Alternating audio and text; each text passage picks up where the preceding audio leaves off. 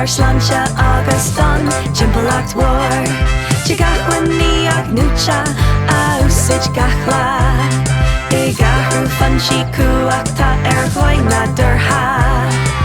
fuinneamh na gréine déanta le Ghabhán Grian ag soilsiú ghrianphainéil ag déanamh cumhachta dúinn Séideann Gearóid Gaoth lanna tuirbíní thart ag déanamh cumhachta de chairde is Skytown tá na Weatherbies ag déanamh cumhachta dúinn go léir acmhainní fearr dar sláinte agus don timpeallacht mhór acmhainní athnuaite úsáid gach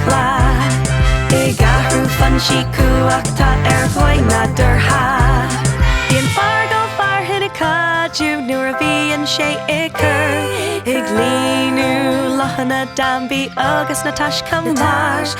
nuair a rian isce casan lanna an tuirbíní thart Bíonn Fearghal Fearthainn ag déanamh lectreachas mar bachéart tá na Weatherbies ag déanamh cumhachta dúinn go léir acmhainní fearr dar sláinte agus don timpeallacht mhór acmhainní athnuaite úsáid gach